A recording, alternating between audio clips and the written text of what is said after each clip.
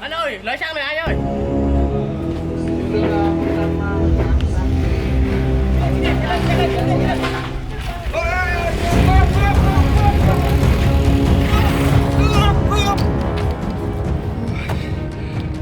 Mệt quá. Lại cho tụi nó mượn xe thấy ghê ghê rồi. Phải kêu gọi mọi người mới được.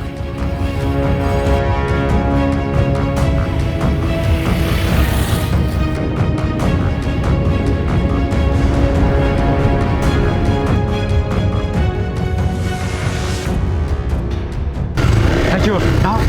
Cướp được xe này rồi. Xe này sướng như. Xe đâu đau luôn. Khỏi chê luôn. Xe đẹp đúng rồi, đẹp ghê thì cả.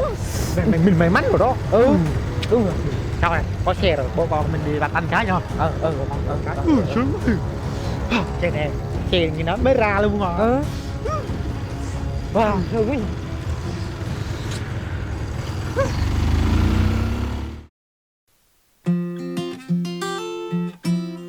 Lên được một chiếc xe này. Lên sướng ghê thiệt á. Tàn cái nữa yêu bài luôn. Đúng rồi. Bố cái gì? Cái đó. Bố cái gì? Chết cái kìa. Cái kìa. Anh Thư đi. Con trai cái kia đi. Con trai ơi, cái làng kia. Cái làng kia. Đúng rồi. Ê, nó đánh đi.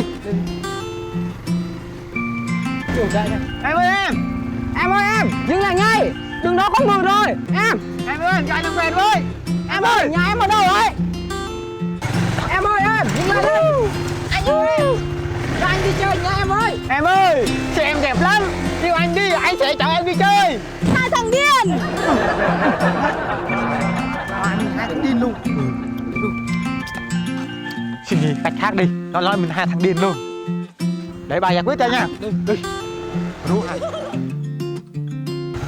Em ơi, đua xe không? Đua xe không? Đua gì? Đua xe. Đua xe hả? Anh nghĩ sao vậy? Xe đạp mà đua với xe máy hả? Đi không? Hai thằng điên này. Anh đua một mình anh đi.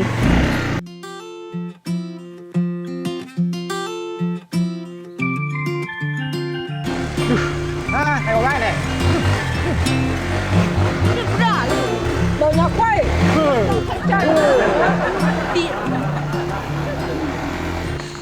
Ê mày xuống đi. Gì trời. Xuống. Nè mà bà, hôm nay xui thì tự nhiên gặp hai cái thằng xui xẻo đó trời. Mày đừng điên á. Thương quá. Sướng quá.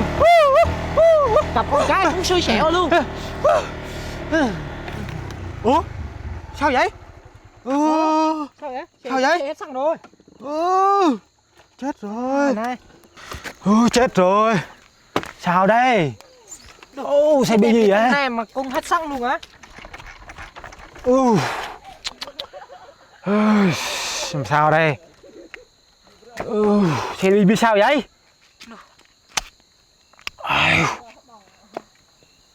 Nhớ rồi. Cái thằng này nãy nó đang tính mua xăng xe, nó nói xe xăng sắp xăng rồi. Đúng rồi, hồi nãy mình Sao khùng nè. hết xăng rồi. Hết xăng. Chết rồi. Có tiền luôn nè. Có tiền không? Không. Không này chỗ này không có quán luôn nè. Ở đây đó, đừng nuôi mà. Má chọc cô gái làng này ha, xui xẻo. Hai cô gái làng này biết là không dừng lại kêu gọi rồi. Đúng rồi.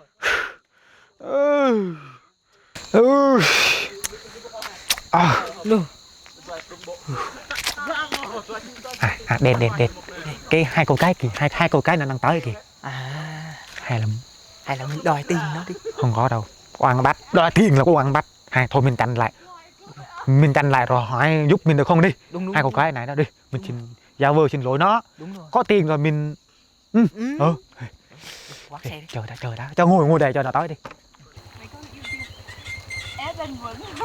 Tao biết mà. Mày có người yêu chưa? Cho nó tới đi.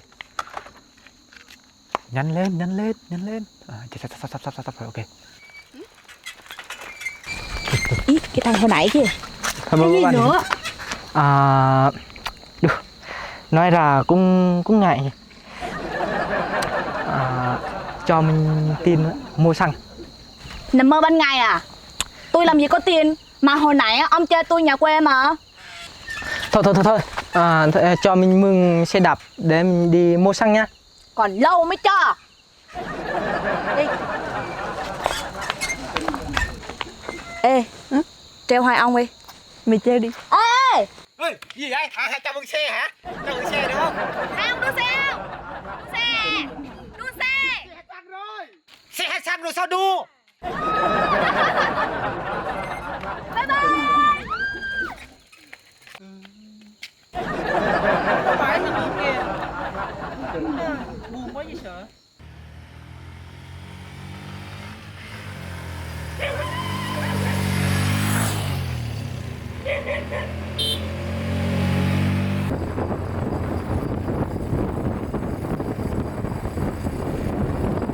Thấy chưa? Nói rồi mà, không được là không được. Con trai không bao giờ mà nó giúp con trai cả. Thấy chưa? Đằng này thấy đi chọc người ta nữa, đi chơi người ta nữa, bảo người ta giúp cho tiền. Còn mơ á. Bây giờ mình phải làm sao? Bây giờ thì phải đấy thôi, chứ mình phải làm sao? Không. Đấy không? Không. Đấy không? Không. Đấy không? Không.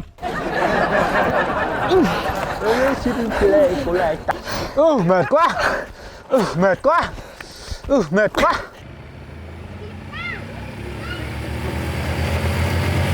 Đi lên. Đi lên. Mệt quá. Mệt quá.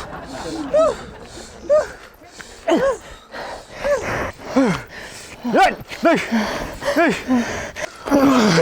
Mệt quá. Mệt quá.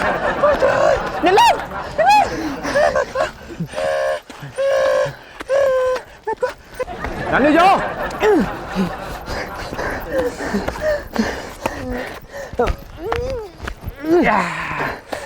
Sắp bơ nghĩ đi. Ngon quá.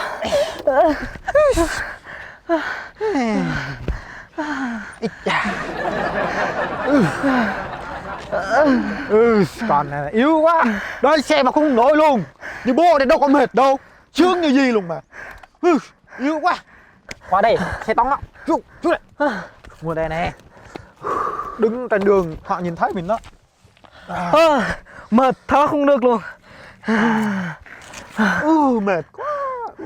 Ngồi xe này lâu mệt quá. Bố cũng mệt lắm. Ngồi yếm xe đó mỏi cái đích lắm. Chậm quá mà. Rồi, chờ nghỉ xí nha. Mệt. Cho nghỉ xíu ấy. Mệt quá.